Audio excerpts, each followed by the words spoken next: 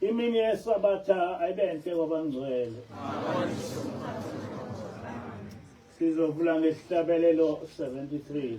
Inkosi uSukhama webandla.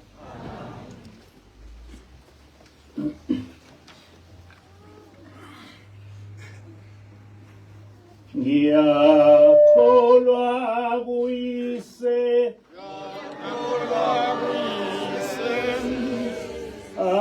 onamandla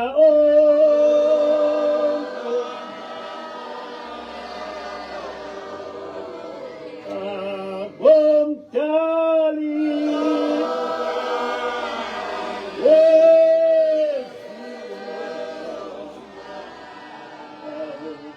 nakumoya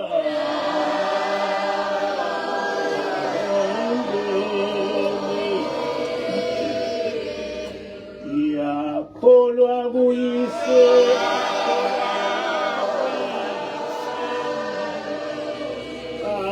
onamandla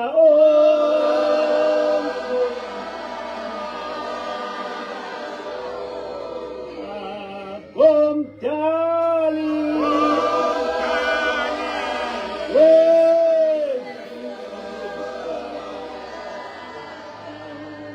nakumoya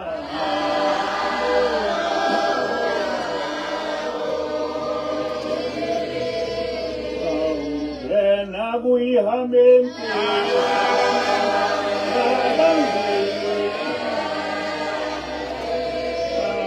yamaNazaretha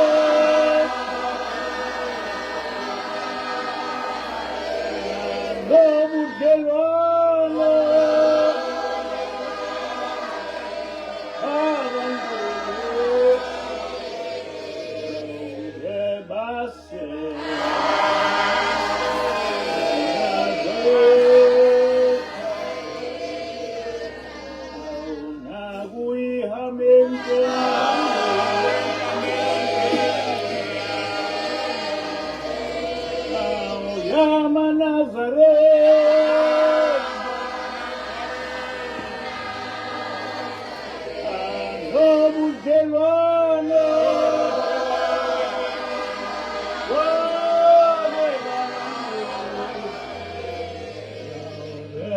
base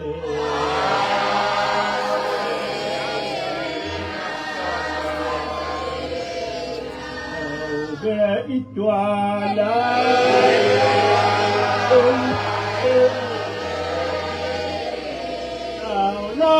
nazaret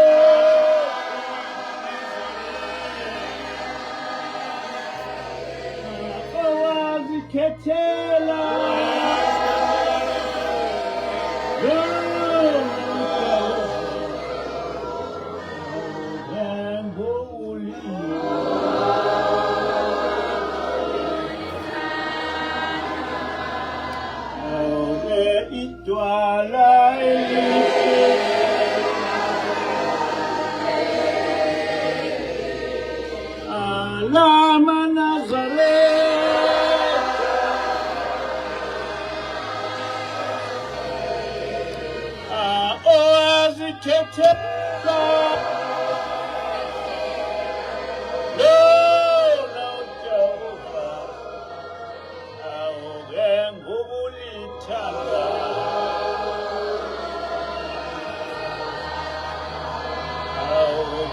useze wasoba labo kathathu alobu Nazaretha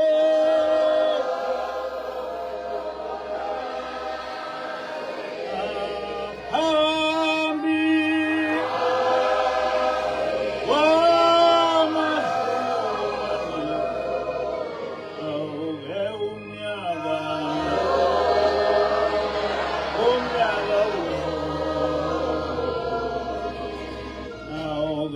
useze wasoba labo kathathu alobu Nazaretha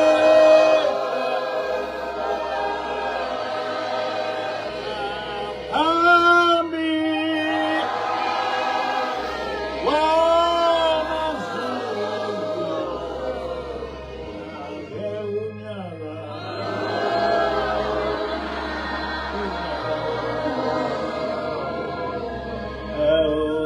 ngigeze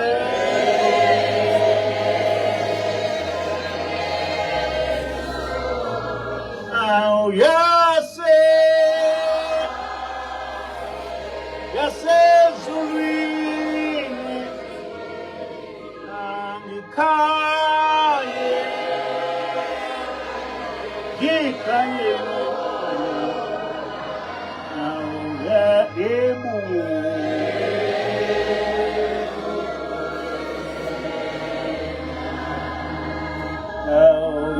ngigeze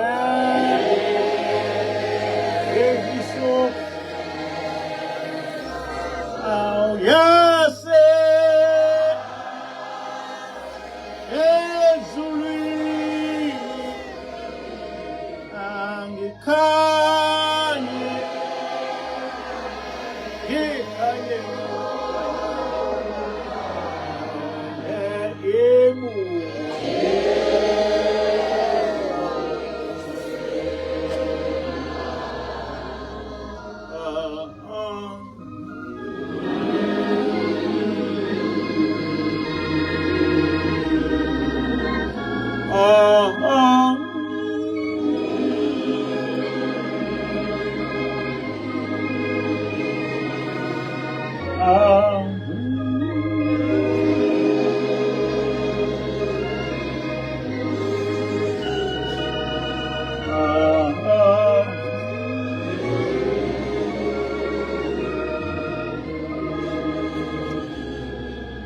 asibonge.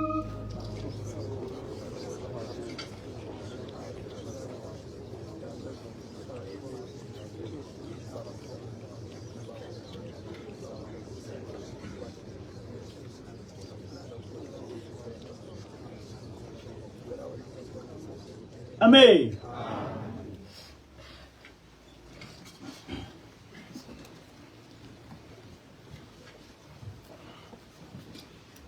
Isihloko salenkonzo sithi uJehova unomhlangano nathi. uJehova unomhlangano nathi.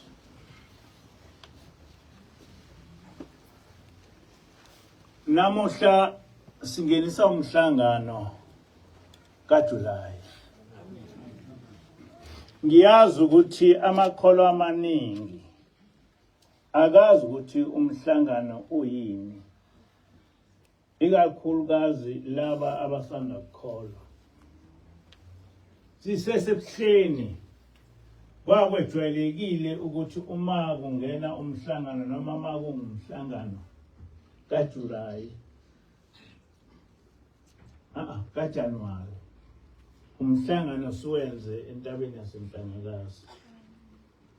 Kodwa kuthe uma kufika ingelosi yabe isithi asingabe saya eNhlangakazi ngoba uNkulunkulu akasekho khona.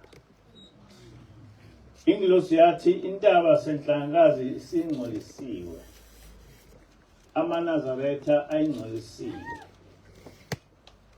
njengoba kuhlale kuba nembango khona. Yayisithi ziningi izinto noma imikhuba esiyenzekile entabeni yaseNhlangakazi eyenza ukuthi ingabe safanela kuba ihlale uNkulunkulu. Ithiye ingilosi akunina enomhlangano noJehova, kodwa uJehova unomhlangano nani. Ngaleyo ndlela ke nguyena uJehova onqumayo umhlangano nayo nani. Hayi kube inina eninqumayo ukuthi umhlangano kaJehova uzoba kuphi. Le nkulumo ethi uJehova unomhlangano nathi yasukela lapho ke ukuthi thina sizimenywa zikaJulayi nango-October uJehova uba nomhlangano nathi. Kule nyanga ke uJehova uhleli phakathi kwethu njengoba sisizukulwane sabantwana bakwa-Israyeli. ayikholeki lento ukuthi njengabantwana bakwa-Israyeli uNkulunkulu usephinde wakwenza owakwenza kokhokho bethu ukusuka ezulwini ezohlala nathi emhlabeni. uShembeke uthi uJehova useze wahloba ngathi kathathu unyaka okusho ukuthi uhlobile ngathi ngoJanuwari, wahloba ngathi ngoJulayi, wahloba ngathi nango-October. Kodwa ekuqaleni kwangenjalo izinyanga zomhlangano kwakunguJanuwari, u-April noJulayi. Ku-Exodus 23 verse 14 to 15 uJehova uthi kathathu ngonyaka wongigcinela umkhosi wesinkwa esingenamvubelo, udle isinkwa esingenamvubelo izinsuku eziyisi7 njengalokho ngakuyala ngesikhathi esinqunyiweyo senyanga ka-Abhibhi, ngokuba waphuma ngayo eGibhithe. Akungabonakali muntu phambi kwami engaphethe lutho. Amen. Thina-ke sinqunyelwe ukuthi silinde inyanga yonke, hayi izinsuku eziwu7.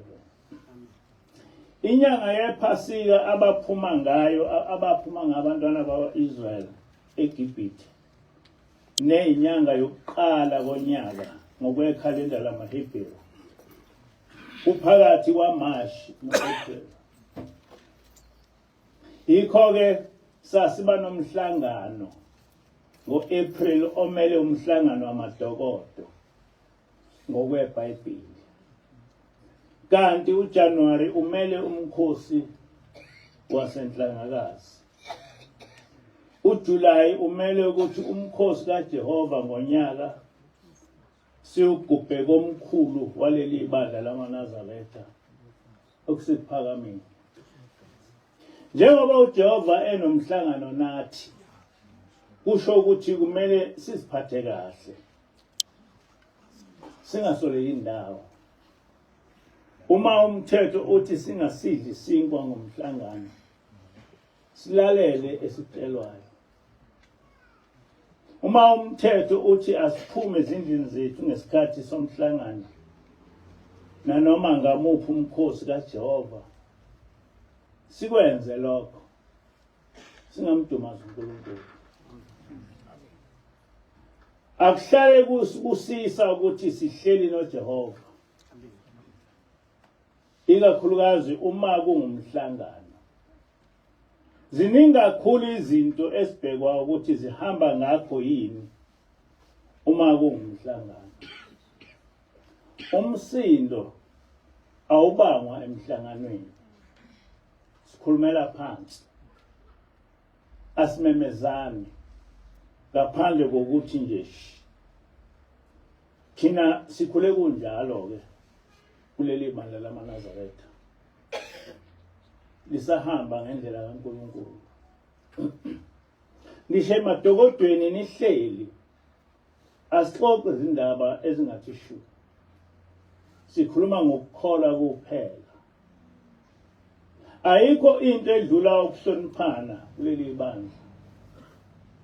Umuntu wesifazane uma ekhuluma nomuntu wesilisa uyakhothama asithole. Lokhu bengwejwayele ukubona kwenziwa ngabakhokheli behlonipha ngisho inhlalisuthi, angazi noma ngisakwenza manje. Kuleli bandla aqhawulwana, ikakhulukazi emhlanganweni. Umkhuba wokuthi uma uhlangana nomuntu ikakhulukazi wesifazane bese niqhawulana awenziwa kuleli bandla.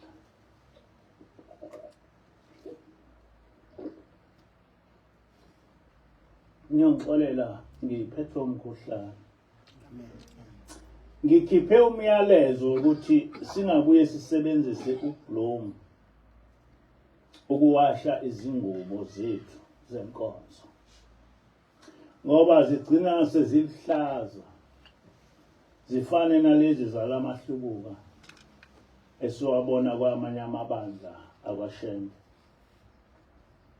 Ingubo emhlophe kuleli bandla akusiyo nje imifanekiswana yokuswenka kwamakholwa, ngoba kwenzeka njengoba kwenzeka kwamanye amabandla, kodwa ingubo emhlophe ngiyasezulwini, ifakwa zingilosi, ifakwe yibo bonke abantu abangcwele. Kafuphi ezulwini zonke izidalwa zakhona zifaka ingubo emhlophe. NgokukaMark 16 verse 5 kuthi, kuthe sebengena ethuneni babona insizwa ihlezi ngakwesokunene yembethe ingubo emhlophe, bethuka abantu. Leyo nsizwa kwakuyingilosi.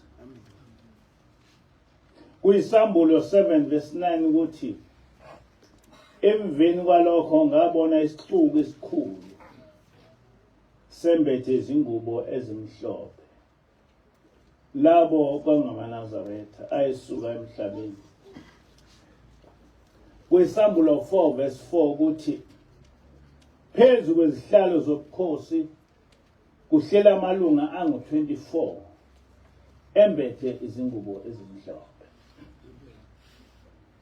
Uma-ke umuntu othi ungumNazaretha eshintsha ingubo emhlophe eyenza noma imuphi umbala, usuke engene ngumoya wokuhlubuka, ngoba le akusiyo ingubo yomuntu, kodwa ingubo yasezulwini. Njengoba ngilapha ngithunywe ezulwini ukuba ngiqondise ukuNazaretha, ancengwanga ukuba ngikwenze lokho, kodwa ngavele ngathunywa. Ezulwini ngibhekeke ukuba ngenze lokho engithunywe ukuba ngikwenze. kuHezekeli 3 verse 18 to 19 uNkulunkulu uthi uHezekeli, ndodana yomuntu, uma ngithi komubi uyokufa nokufa, bese ungamxwayisi omubi endleleni yakhe embi ukuba umsindise, uyakufa ngenxa yezono zakhe, kodwa igazi lakhe ngolibuza esandleni sakho. Niyakuzwa lokho? Kusho uNkulunkulu. Kepha wena uma umxwayisa omubi, kepha awazi wakuyeka ububi bakhe, uyakufa ngenxa yesono sakhe, kodwa wena usindisile umphefumulo wakho. Amen. Amen. Le ncwadi ngangayazi, kodwa sayifundiswa ingilosi. Iseluleka ukuthi uma uthunywa uNkulunkulu kubantu ukuba ubabuyise emthethweni kaNkulunkulu, noma bekuthuka nganhloboni yenhlamba, kodwa wena yenza lokho ukuthunyiwe, uNkulunkulu usuke vele ekwazi ubunzima ozobhekana nabo, kodwa akuthume noma kunjalo. Ingilosi yabuye yasifundela incwadi kaHezekeli 2 verse 5 to 7, lapho uNkulunkulu ethi, noma ngabe bayalalela noma abalaleli, ngoba bayindlu ehlubukayo, nokho bayokwazi ukuthi bekukho nomprofeti phakathi kwabo. Wena ndodana yomuntu ungabesabi, ungawesabi namazwi abo, noma afana nameva kuwo, ungaphila amandla ngenxa yobuso babo. ngokuba bayindlu ehlubukayo. Uyakukhuluma amazwi ami kubo, noma ngabe bayalalela noma bawashaya indiva, ngokuba bangabahlubuki. Amen. Isimo esasibhekene noHezekile namhla sesibhekene nathi njengoba sasinjalo. Lamabandla kwaShembe angabahlubuki. Kodwa uma uthi uyabatshela ukuthi lokhu nalokhu kungukuhlubuka, bavele bakuthuke ngazo zonke izinhlanga. Kodwa uNkulunkulu ngezwi lengilosi uthi ngingabesabi, ngikhulume lokho engithunywe ukuba ngikukhulume. Ozwayo uyokuzwa, ongezwayo uyobhekana noNkulunkulu ngesikhathi sakhe uNkulunkulu. Akungakho ukuthi lamabandla akaboni ukuthi amhlubukile uJehova, kodwa akanendaba nalokho. Abheke ozwakhuza bese ayamthuka ukuze abesabe, bese beqhubeka nakho konke lokhu kuhlubuka bengasakhuzwa umuntu. Thina ngasihlala nengilosi, ngaso sonke isikhathi ingilosi ifaka ingubo emhlophe ende ize ivale izinyawo zayo, ekhanda imboze ngenansuka enkulu emhlophe, njengoba kwenza amakhosazana. So ukuthi ezwini kufakwe ingubo emhlophe akusiyona into eyinkolelo, into esiyaziyo. Ngakho-ke ngaphandle kokubhalwe eBhayibhelini siyazi ukuthi ingubo emhlophe ingubo yasezulwini. Angazi ukuthi uma umuntu eseshintsha ingubo emhlophe eyenza iba lihlaza, usuke engenwe inhloboni yedimoni. Kulesi sikhathi samanje kumele sazi ukuthi kukhethwe thina ezulwini ukuthi sibuyise ibandla likaJehova elalethwa lapha emhlabeni nguMose, lashunyalwa yibo bonke abaprofeti, laqedwa ngabezizwe, lavuswa la emhlabeni nguShembe. uShembe uthi kuza isikhathi lapha amaNazaretha eyilahla khona indlela kaShembe, lapho bobe sebenza imicabango yabo kunizwe esibayala ngalo thina koShembe. Ngaleyo nkathi bobe bengasayikhazwe laphakade, bayobe sebethembe amazulu amaningi nangekho. Ngalezo zinsuku bayokudebe angiyovuselela. Ngingazi ukuthi uma umuntu ephika ukuthi uShembe wathunywa usuke futhi, ngoba njengamanje kusho yena ukuthi wathunywa ukuthi evuselele umthetho kaJehova. Bayogcoba, bawuzibe, kuphase imithetho yabo nemithetho yezithixo zabo, abawuzibuyisa bazifake lapha ephakameni. Amen. Uma kukhulunywa ngomprofeti kaJehova, kusuke kushiwo umprofeti ofana nomprofeti Shembe, ukuthula kube kuthi. Njengoba washo emandulo ubabamkhulu ukuthi kuza isikhathi lapho amaNazaretha awuyilahla khona indlela kaShembe. Emlandweni wobuNazaretha asikho isikhathi esifana nalesi esibuso njengamanje. Akudingi nokuthi ungaze uzibuze ukuthi amaNazaretha kwaShembe ayilahle kanjani indlela kaShembe, ngoba lokho kusobala kumuntu oyazi indaba kaNkulunkulu. Wabhala phansi uShembe ukuthi sokhonza uJehova yedwa, nokuthi ezulwini kwathunywa yena ukuba avuselele imithetho kaJehova, kwathunywa uShembe. Kodwa manje amaNazaretha asedicilele phansi indlela kaShembe yokukhonza uJehova. Bazakhele isithixo abasibiza ngonyazi, bathi isona uNkulunkulu wabo. Wathi uShembe singasihlanganisi nesangoma, singasingenisi ngisho emzini yomNazaretha. Kodwa namhla amaNazaretha kwaShembe asonta nezangoma, ezinye sezinezikhundla, sezingabaholi. Wathi uShembe singawahlabeli amadlozi, kodwa kulamabandla kwaShembe onke ayawahlabela amadlozi ngenkani. Uma umuntu ebona ukuthi le ndlela kaShembe yokukhonza uJehova akayimukeli,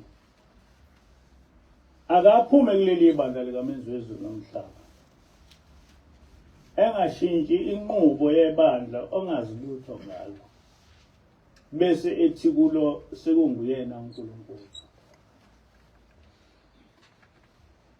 Thina-ke sithunyelwe ingilosi ukuba ihlale nathi ukuze iqondise ukukholwa kwethu. Njenga-Exodus 23 verse 20-22 siyaliwe ukuthi le ngilosi singayicunuli, siyilalele, sithathe sikufundiswa yiyo.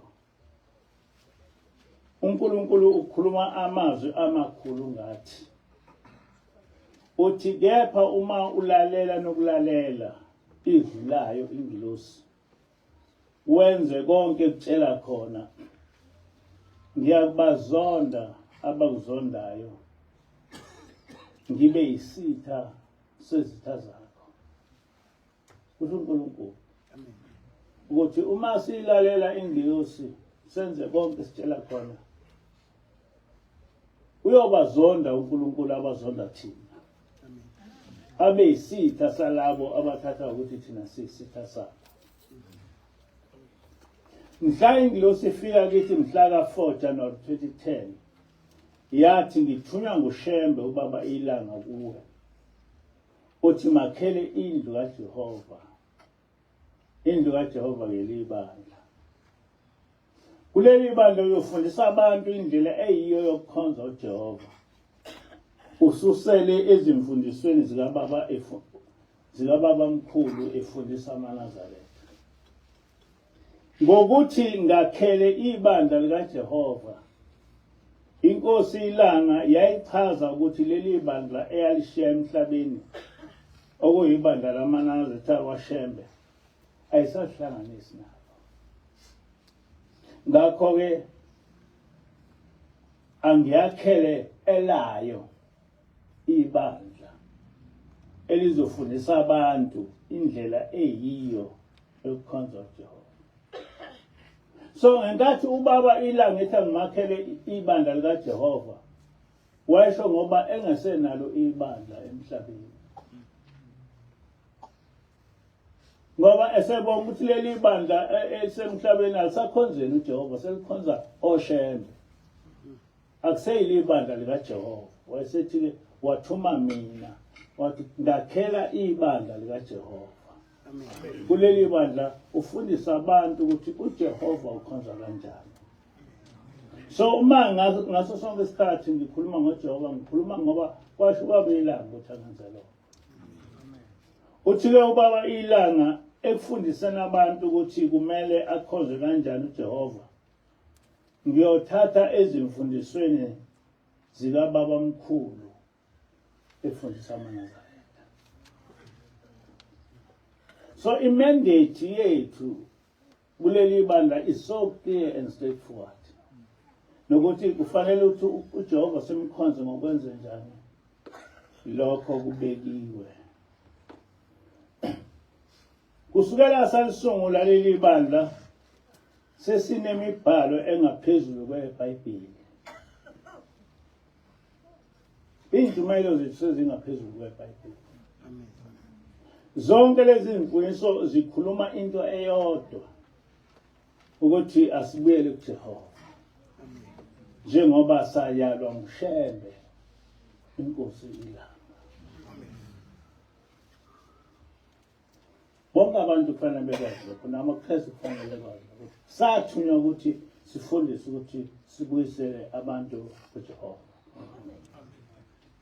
Mina angaze ngiphume endleleni engayinikwa ngokufundisa abantu ukukhonza uJehova. Kodwa kunomuntu othi ungumphostoli Mbatha ohlalela ukuhlambalaza ubabamkhulu nobuNazaretha. Yize engazi lutho ngalento okhuluma ngayo. Sengachaza kaningi ukuthi uShembe umprofeti nonguye umsunguli wobuNazaretha. Kuyamangalisa ke uma sekunomKristu nakulesi sikhathi osahlasela ubabamkhulu ngokuthi unezimfundiso zokukholwa ezingahambelani nomthetho kaNkulunkulu. Kodwa engeke asho ukuthi iyiphi into ubabamkhulu owake wayifundisa efundisa amaNazaretha ephambene nomthetho kaNkulunkulu. Akhona yedwa umuntu ngisho kumaKristu ongake esukume ethi ubabamkhulu khona imfundiso yokukholwa owake wayifundisa amaNazaretha ephambene nomthetho kaNkulunkulu. Kodwa khona umKristu osiphaphelayo.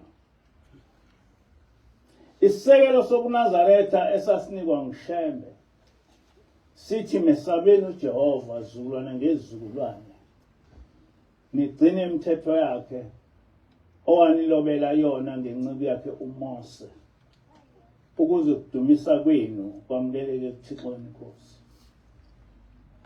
On the whole, ileyo ntshumayelo kaShembe ngokukholwa. Amen. Kuhlabelelo 119 uShembe uthi thina siyamthanda lo onokusindisa. Isihlangu sethu nguJehova onokusindisa. So phelela sonke kuJehova onokusindisa. Wena uyamdinga lo onokusindisa. Kuphela uJehova onokusindisa.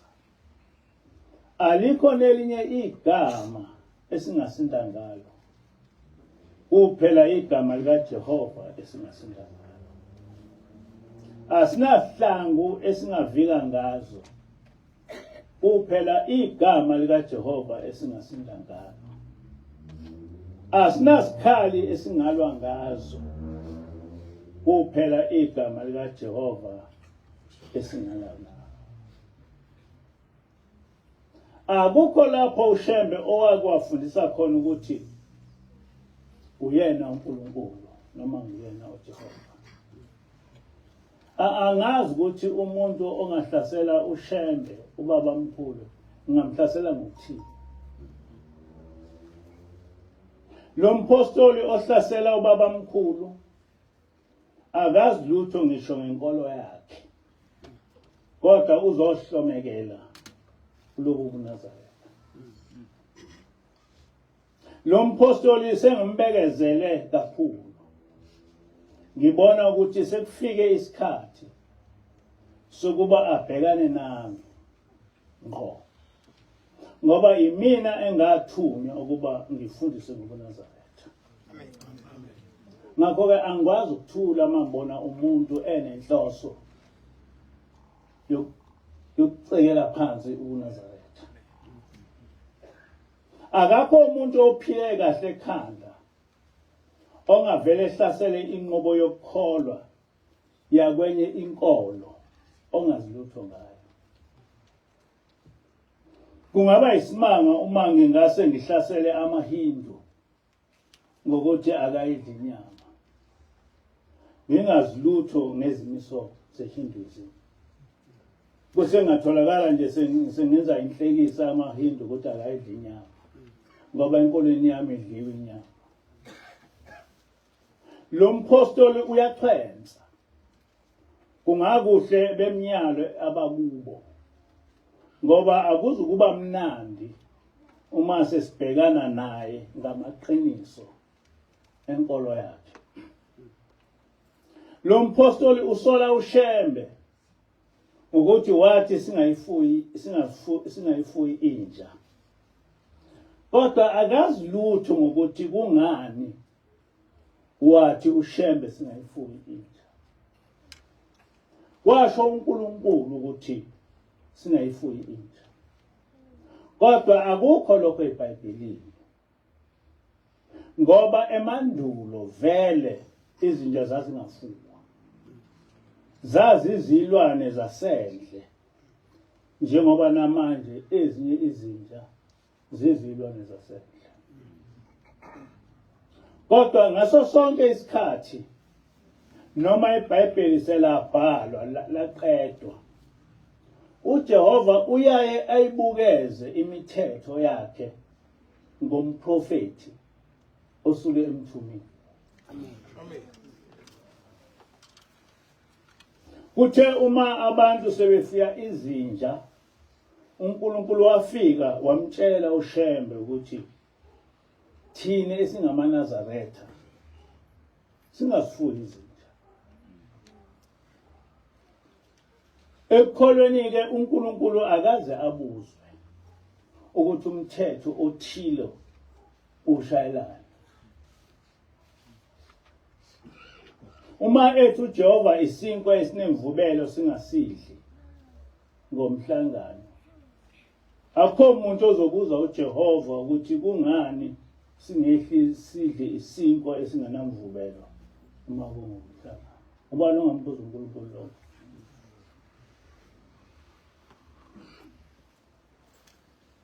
Asazi ke noma uNkulunkulu wamaKristu uyabuzwa yini.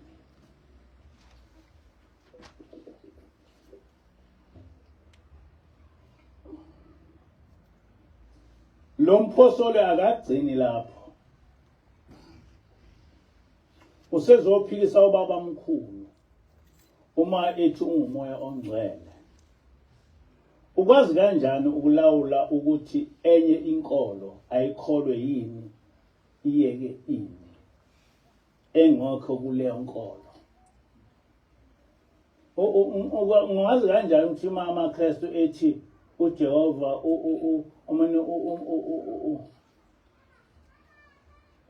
uJesu uyilokhu nalokhu bese ngibaphikisa mina ngekho kuleyo nkolo?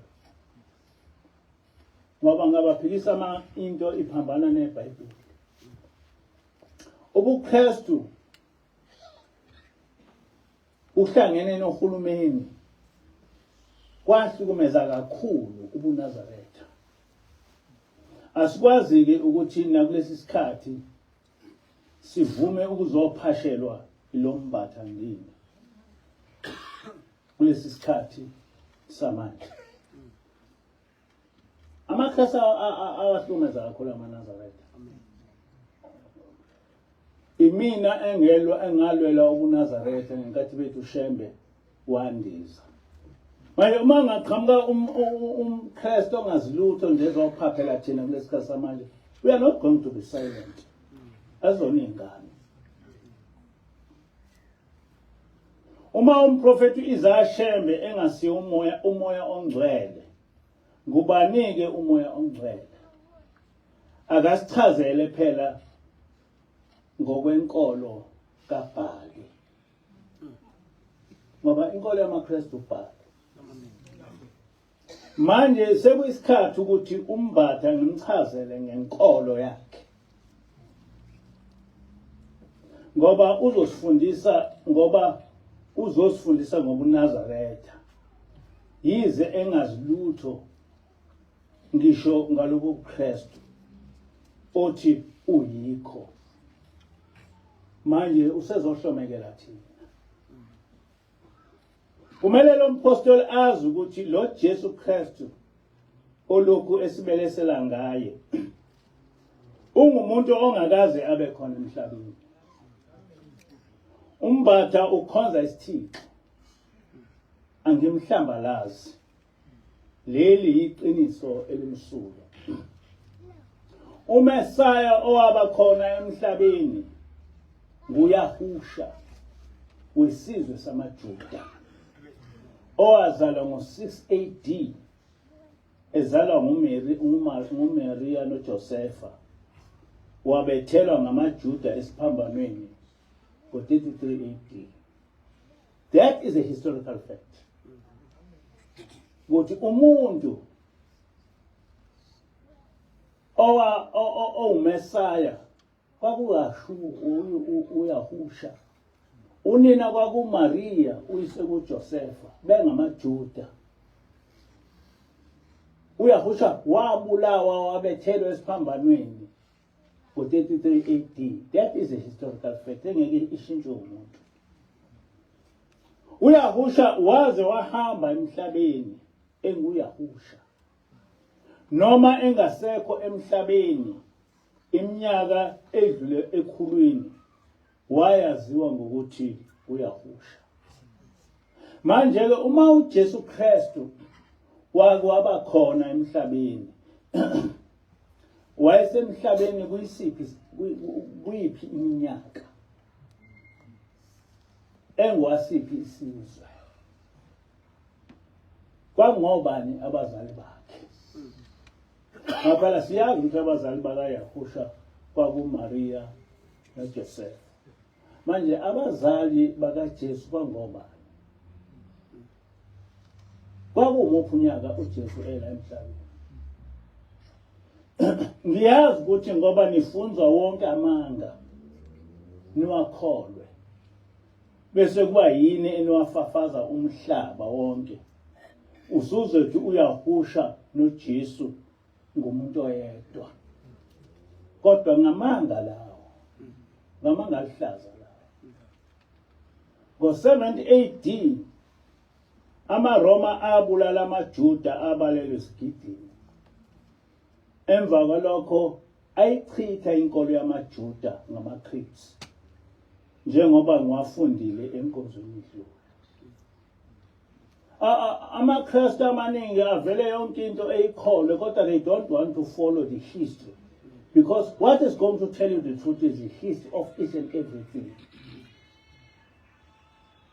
Manje imuphi unyaka lapho uyahusha washiya khona inkolo yakhe yamaHebheru, inkolo kaMose, wabe esezojoyina inkolo yamaRoma?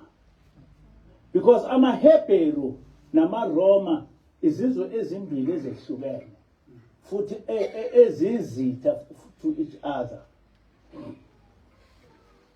Ngabe uyahusha wavuka ekufeni, wabe esesihlanganisa nesizwe esabulala isizwe sakubo?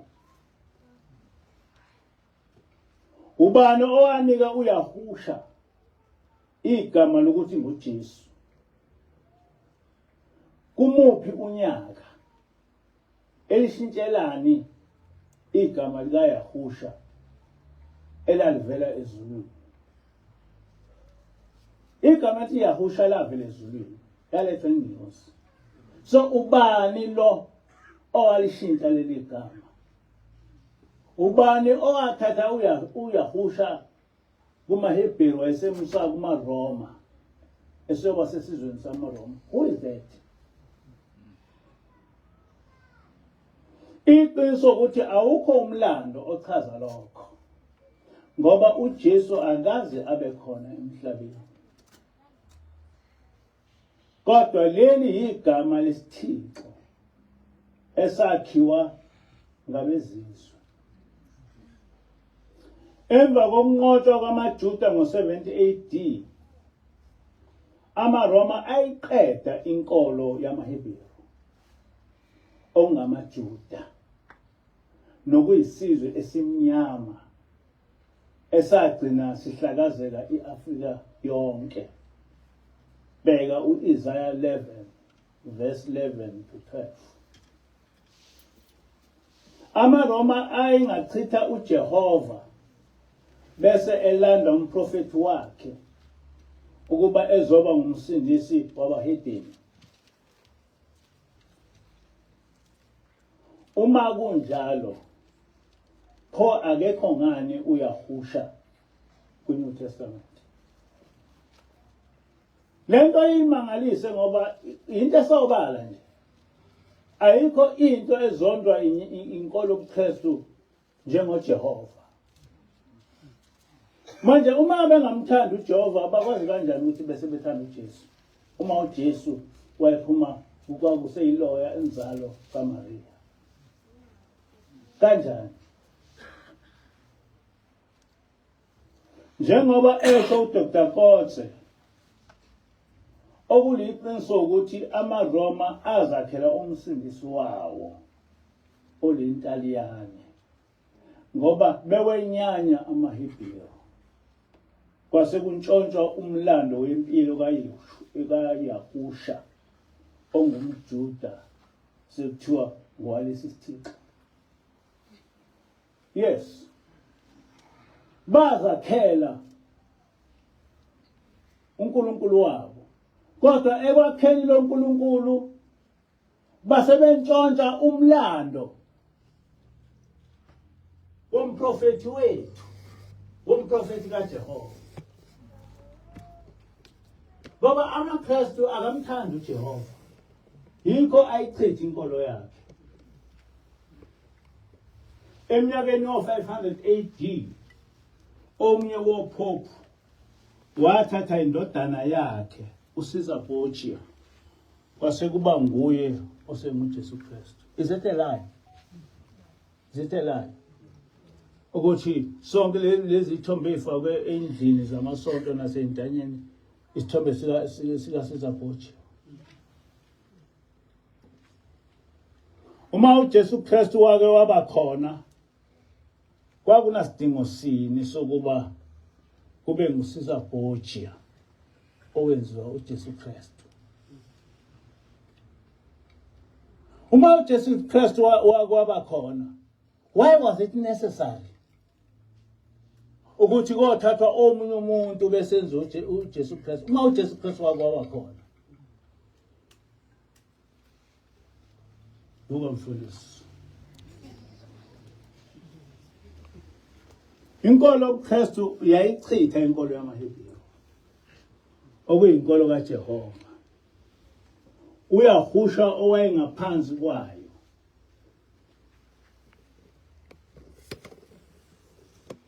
Uthi kungumlando wenkolo yobuKristu ukuthi uNkulunkulu wamaKristu kungumlando wamaKristu ukuthi uNkulunkulu wamaKristu ngubhali. Nesabatha lachithwa kwasontwa ngesonto ngoba kugcinwa umkhosi ukukhonza ubhali. Angeke ngime phambi kwenu ngiqamba amanga. Nanka amaCreeds asifakazelayo ukuthi uNkulunkulu wamaKristu ngubhali. Nokuthi isisekelo senkolo yabo amasiko aseRoma noma isizwe samaRoma. Nansi-ke iCreed. Ngiyawemukela onke amasiko, imicimbi, imithetho, imikhosi yamaRoma, iminikelo, imithandazo, ukuzihlanza ngamanzi, ukungcweliswa umpristi omkhulu wamaRoma. iCreed leyo yamaKristu. Kwamukeleka nayo yonke imigubho yamaKristu kanye nokudla neziphuzo zesizwe samaRoma. Ngamafuphi konke okuyisikompilo besizwe samaRoma nemigubho yabo nemicimbi yabo siyakwemukela kule nkolo entsha yaseRoma ebizwa ngokuthi iChristianity. It's written, not written by us. lezi zinto siyithathe emqulwini yenkolo yamaRoma. Angazi ukuthi amaKristu yini engaba-proud ngobhali. Ngoba uNkulunkulu wabo ngaba namahloni kanjani ukuthi uma ushembe ethi asigcine umthetho kaJehova ngokuba asisabe uJehova ngokugcina umthetho. Senzobe saba uJehova, senzoyeka ukungamesaba uJehova, senzoyeka angisezukulimemeza igama likaJehova. Kodwa liyisekelo senkolo yami. NamaKristu akalibizi igama likaBhali ngoba isekelo senkolo yakho. Ngokusobala leCreed ithatha indawo yamaCreed achitha ukugcinwa kwemithetho nemikhosi kaJehova. Ngoba kunamaCreed amaKristu achitha umthetho kaJehova. Benginifundela ngawo last week. Aqhubeka lamaKristu athi ngamukela umkhosi weSabatha likaNkulunkulu oyilanga okuyiSunday.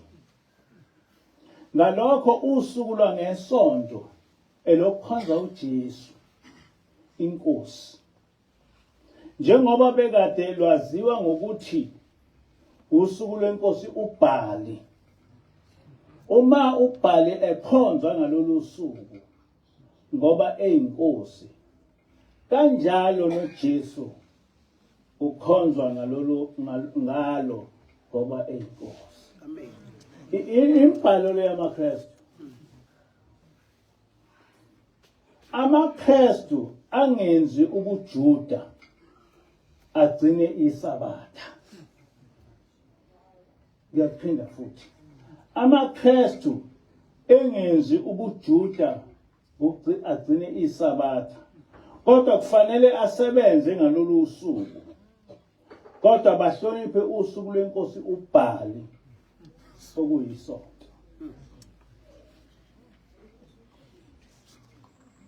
Ade ngayazi lento bengithule nje, kodwa sekufike isikhathi sokuthi ngiyichaze ngoba uyachwenza lo mKristu. Ucabanga ukuthi khona into oyaziyo ngokukhohlwa. Otholakala esebenza ngalolu suku lweSabatha lwamaJuda uyojeziswa. Amen. Amen. Kubhalwe phansi ukuthi inkosi yamaKristu akusiye uYahuwa okunguJehova, kodwa nguBhali, nokuthi kumele amaKristu agcine onke amasiko esizwe samaRoma. Kodwa lo mpostoli uzongibhedela nje, akazi lutho ngalento okhuluma ngayo. UbuKristu njengenkolo buyayichitha inkolo kaYahuwa onguJehova, okuyi-Mosaic faith.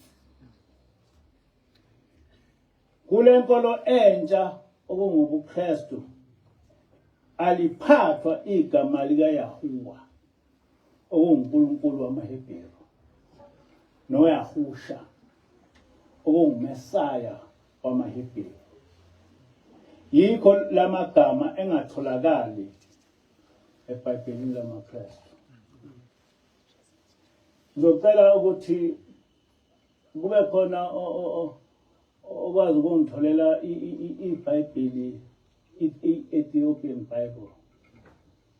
It's very important ngoba linezinto eziningi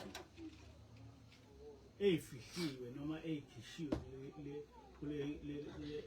King James Version. IBhayibheli laseTopia linezincwadi ezu-88, kodwa leli linezincwadi ezu-66 zakhishwa zonke lezi zinto. Kunama-facts amaningi eningawazi. Isekelo senkolo ubuKristu-ke ukukhonza uBhali. Nigcine usuku lwesonto olusuku lokudumisa uBhali. AmaKristu akangizi lapho ezokhuluma ngoJehova.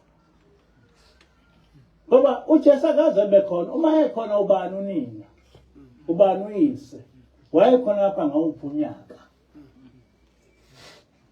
abakwazi ukuthi besenze iphupho ngale ndlela ukuthi bengathatha umprofeti wethu bese bemlahla bemchitha ngoba nakho thina sehlulwe bese bezothatha yonke impilo yomprofeti wethu bese bezofaka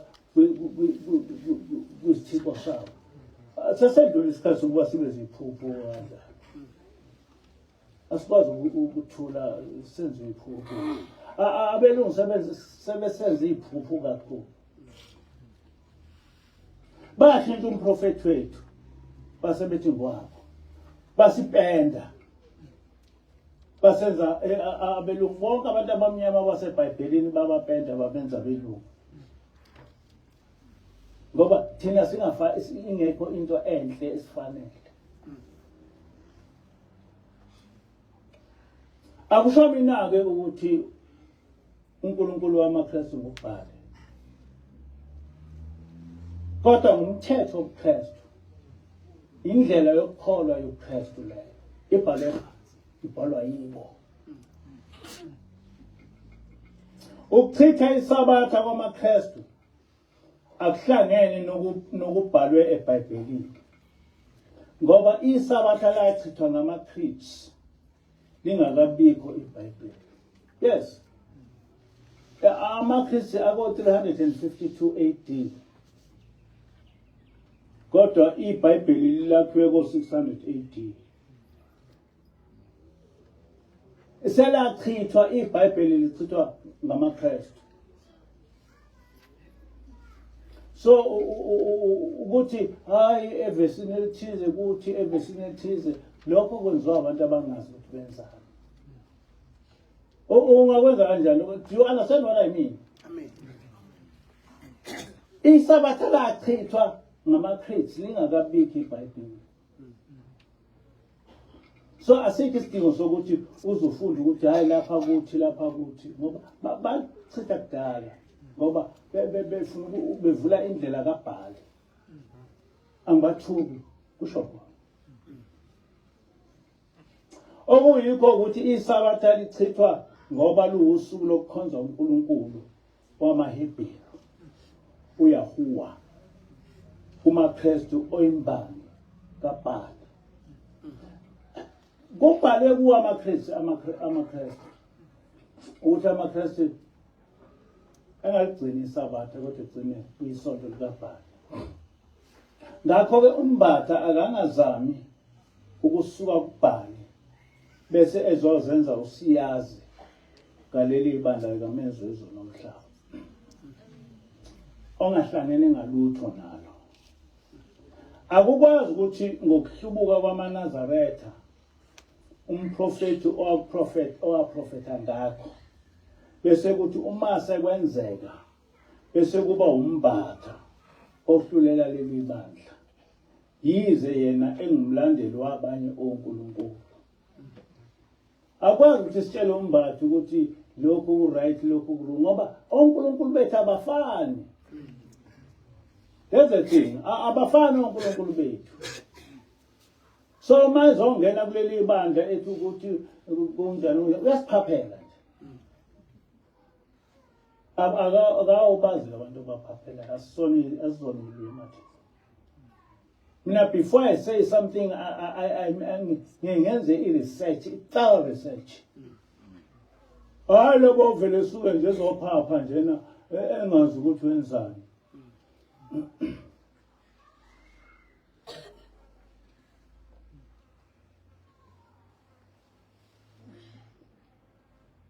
okucasulanya ukumuzwa esehlasela nomprofeti ucabanga ukuthi uyini lo mbatha siyavela umprofeti uIsaiah mengahlaselwa umbatha umbatha uthi ungumphostoli kaJesu njengoba sesishilo uJesu akaze bekhona emhlabeni angazi-ke ukuthi ibaphi abaphostoli okhuluma ngabo abafundi bakaYeshua babehamba ngokwezimiso zikaYahweh begcina isabatha bengaligodi ikhanda. Kuzofanele lo mpostoli angakujwayeli ukuhamba ejukujela abantu ngamatshe, kanti naye uhlala endlini eyakhiwe ngamaglasi. Inkosi kusele. Amen.